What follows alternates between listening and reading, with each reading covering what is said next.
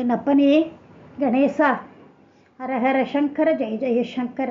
குரு பிரம்மா குரு விஷ்ணு குருதேவோ மகேஸ்வரா, குரு சாட்சாத் பரபிரம்மம் தஸ்மை ஸ்ரீ குருவே நமக.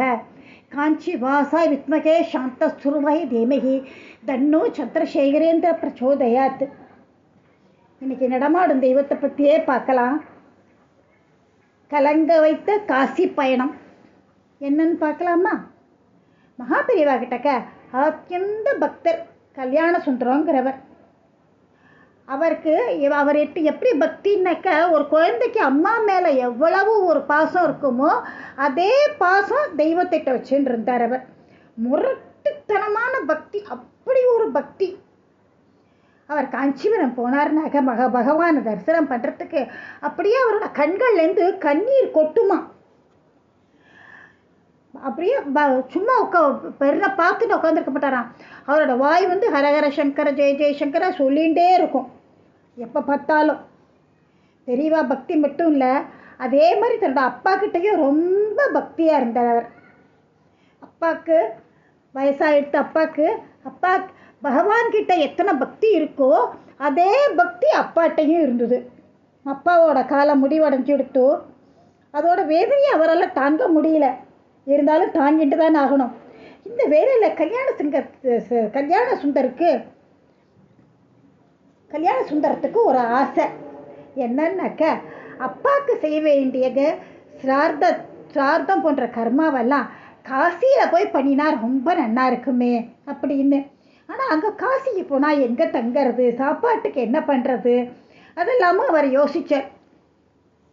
அவரோட மனக்குழப்பத்தெல்லாம் தெரிஞ்சுட்டா அவரோட ஃப்ரெண்ட்ஸ் ஒருத்தர் காசியில் இருக்கிற சங்கர மடத்தில் தங்கி இந்த கர்மாவெல்லாம் பூர்த்தி செய்யலாமே, நீ தான் மடத்துக்கும் பெரியவாளுக்கும் ரொம்ப வேண்டப்பட்டவாச்சே அப்படின்னு அவர் சொல்ல, ஓகே அப்படின்னு இவருக்கு முடிவாயிடுத்து. ஒரு நாள் காஞ்சி மடம் போனார், ஸ்ரீமடத்துக்கு. மனசில் இருக்கிறத பெரியவாள்கிட்ட சொன்னார். பகவானும் 2 கயத்தையும் உயர்த்தி அவருக்கு ஆசீர்வாதம் பண்ணினார். அப்புறம் என்ன, பெரியவாளோட அறிவுரையப்படியும் அருளாசியோடையும் காசி பயணம் உறுதியாயிடுத்து. சங்கர மடத்தில் கல்யாண சுந்தரம் தங்கறதுக்கு ஏற்பாடெல்லாம் செஞ்சாச்சு. எங்கே போகணும், யாரை பார்க்கணும், சார்த்தம் பண்ணுற கர்மாக்கள்லாம் எப்படி செய்யறது எல்லாம் கேட்டு விசாரிச்சுன்னுட்டார். சென்னையிலேருந்து ஒரு நாள் காசிக்கு கிளம்பியாச்சு. காஞ்சி மகாபெரிவா ஆசீர்வாதத்தோட எந்தவித சிக்கல் இல்லாமல் பத்திரமா காசிக்கு சேர்ந்துட்டார். அங்கே யாரை பார்க்கணுமோ அவளை பார்த்தார். சங்கர மடத்தில் தங்கிட்டார். அங்கே இருக்கிற இப்போ ஊழியர்கள்ட்டெல்லாம் கல்யாண சுந்தரத்துக்கு சகல விதத்தில் எல்லாரும் அங்கே இருக்கிறவாள்லாம் உதவி பண்ணினா. தந்தைக்கு அப்பாவுக்கு செய்ய வேண்டிய கடமை எல்லாம் கிரமப்படி செஞ்சு திருப்தியாக செஞ்சார். காசிக்கு இவ்வளோ தூரம் வந்தாச்சு, இந்த ஊரையும் ஒரு தடவை பார்த்துட்டு போகலாமே, கோவில் இல்லாமல் சுற்றி பார்த்துடலாம் அப்படின்னு ஒரு எண்ணம் வந்தது அவருக்கு. தொடர்ந்து கொஞ்ச நாளைக்கு இங்கே சங்கர மடத்தில் தங்கலான்னு நினச்சிட்டார். அதே மாதிரி கொஞ்ச நாள் தங்கினார். அங்கே தங்கிட்டு தினமும் கங்கையில் ஸ்நானம், காசி விஸ்வநாதர், அன்னபூரணி, விசாலாட்சி தரிசனம் ஆனந்தமாக இருந்தது. கல்யாண சுந்தரத்துக்கு காசி சங்கர மடத்தில் அத்தனை வசதியும் அவருக்கு நல்லபடியாக கிடச்சிது. இந்த நிலைமையில் தான் காசியில் ஆனந்தமாக கல்யாண சுந்தரம் இருந்துருக்கார். ஒரு நாள் பகவான் சரி கொஞ்சம் நம்ம விளையாடி பார்க்கலாம் அப்படின்னு நினச்சார். பரம்பொருளுக்கு விளையாடுறதுன்னு ரொம்ப இஷ்டம் ஆச்சே. ஒரு நாள் கங்கையில் ஸ்நானம் பண்ணிவிட்டு காசி விஸ்வநாதரையும் அன்னபூரணையும் தரிசனம் பண்ணிவிட்டு தான் தங்கி இருந்த ஸ்ரீமடத்துக்கு வந்துட்டு இருந்தார் கல்யாண சுந்தரம்.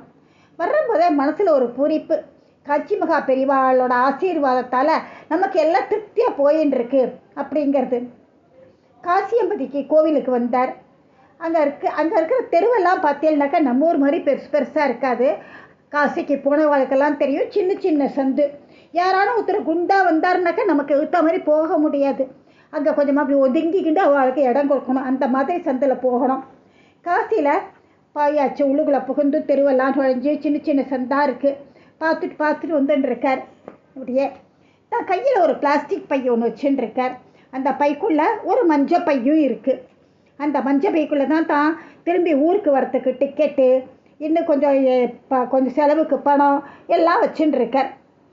சந்து பொந்து எல்லாத்தையும் கடந்து சங்கர மடத்தோட அருகில் பக்கத்தில் இருக்கிற காமகோடீஸ்வரர் ஆலயத்துக்குள்ளே போனார் கல்யாண சுந்தரம். அங்கே பகவானை தரிசனம் பண்ணிவிட்டு பிரதட்சணமும் பண்ணிட்டு வெளிப்பிரகாரத்தில் வந்து ஒத்துரு இல்லாத இடமா பார்த்து உட்காந்துட்டார், ஆசுவாசப்படுத்திட்டார். திடீர்னு ஏதோ ஞாபகம் வந்த மாதிரி பிளாஸ்டிக் பைக்குள்ளே கையை விட்டு உள்ளே வச்சிருந்த மஞ்சப்பையை தேடுறார். மஞ்சப்பையை கையில் தட்டுப்படவே இல்லை.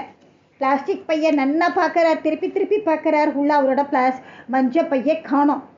இந்த மஞ்சப்பைக்குள்ளே தான் அவருக்கு திரும்பி போகிறதுக்கு டிக்கெட்டு, கை செலவுக்கு பணம், இன்னும் முக்கியமான ஏதோ ரசீதெல்லாமும் வச்சுட்டு இருக்கார். என்ன பண்ணுறது? கண்ணுலேருந்து அப்படியே தண்ணு கொட்டுறது, அவருக்கு கை காலெல்லாம் நடுங்கிறது. அப்போதைக்கு அவரோட சொத்து அந்த மஞ்சப்பை தான், வேற ஒன்றும் இல்லை. டிக்கெட் இல்லை, செலவுக்கு பணம் வேணும், அடுத்த வேளை சாப்பிட்றதுக்கு வழி வேணும். என்ன பண்ணுறது? ஒன்றுமே தெரியல, என்ன செய்யறதுனே புரியல. அப்படியே புலம்புறார். பாஷை தெரியாத ஊர், தமிழை தவிர்த்து வேறு எந்த ஒரு லாங்குவேஜும் அவருக்கு தெரியாது. என்ன பண்ணுறது? பைத்தியம் பிடிச்ச மாதிரி ஆயிடுத்து. என்ன செய்ய போகிறேன் என்னன்னே அவருக்கு தெரியல. சட்டுன்னு பெரியவாளோட ஞாபகம் வந்தது. அப்படியே புலம்புறார் பெரியவாட்டக்க. பகவானே, நான் ஒன்று நினச்சின்னு தானே வந்தேன். சர்வேஸ்வரா, என்ன ஆச்சு இப்படி? என்ன இப்படி நீ அனுகிரகம் பண்ணித்தானே நான் வந்தேன். எங்கே விட்டேன் பையன் எனக்கு தெரியலையே, நான் என்ன பண்ணுவேன்னு. அடுத்த வேளை சாப்பிடணுன்னாக்கா நான் என்ன பண்ணுவேன்? ஒரு நயா பைசா கூட என்கிட்ட இல்லையே. ஆத்திர அவசரத்துக்கு ஒரு பொருள் வாங்கணுன்னா நான் என்ன பண்ணுவேன் அப்படின்னு புலம்பிகிட்டே இருக்கார். கண்ணில் தார தாரையாக தண்ணு கொட்டுறது. அங்கே போயிட்டு வந்துட்டு இருக்கிறவெல்லாம் ஐயோ பாவம், ஏதோ அவளுக்கு குறை போல இருக்குது, பகவான்கிட்ட முறையிட்டு இருக்கார் அப்படின்னு அவள்லாம் நினச்சின்னு அவள் மட்டில் போயின்னு இருக்கா. ரொம்ப நேரம் அவரை விளையாட விடலை பெரியவா. ஒரு 2 மணி நேரம் ஆச்சு.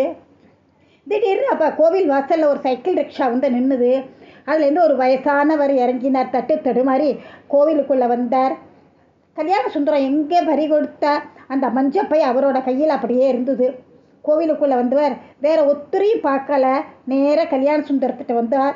நேராக வந்துட்டு கண்ணீரும் கம்பலையுமா இருந்த அவர்கிட்ட மஞ்சப்பையை நீட்டி, இந்தா பையன் உன்னோடது தான்னு பாரு, கோயிலேருந்து திரும்பி வர்ற வழியில் எங்கேயோ தவற விட்டுவிட்ட போல இருக்கு அப்படின்னு ஹிந்தியில் சொல்லி நீ கொடுத்தார்.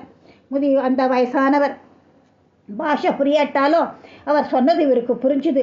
தான் பையன் அவர் கையிலேருந்து அப்படியே பயம் வேறு அவருக்கு. தூக்கி வாரி போடுறது. வாங்கிட்டு கண்ணில் ஒத்தின்றார். பையை பிரித்து பார்த்தார். டிக்கெட்டு, பணம், என்னென்ன இருக்கணுமோ அதெல்லாம் அப்படியே இருந்தது. என்ன தெய்வத்தோட கருணையை நினச்சார். பகவானை இப்பேற்பட்ட உத்தமராக இருக்கவுமே அப்படின்னு சொல்லிட்டுன்னு அப்புறமா தான் அவருக்கு யோசனை, ஐயோ கொண்டு வந்து கொடுத்தது யார் அப்படின்ட்டு நிமிர்ந்து பார்க்குறார். ஒருத்தரையுமே காணோம். ஐயோ அவருக்கு ஒரு நன்றி கூட சொல்லலையே நம்ம அப்படின்னு சொல்லிட்டு வெளியிலெல்லாம் போய் தேடுறார். அவர் எங்கேயுமே கிடைக்கல. என்னடா அது, ஒரு க்ஷணத்துக்குள்ளே அவர் எங்கே போயிட்டார்? அப்போ தான் அவர் நினச்சிட்டார், மகா பெரிவாள் அல்லவா வைக்க அப்படின்னாக்கா இந்த பிரார்த்தனைக்கு மனம் இறங்கி காணாமல் போன என்னோட மஞ்சப்பையை கொண்டு வந்து கொடுத்தது யார்? மகா பெரிவா தான். காஞ்சி மகா பெரிவாளை மனசுக்குள்ளே நினச்சிண்டு அவருக்கு காசியில் இருந்தபடியே சாஷ்டாங்கமாக ஒரு நமஸ்காரத்தை பண்ணினார். நன்றி, வணக்கம்.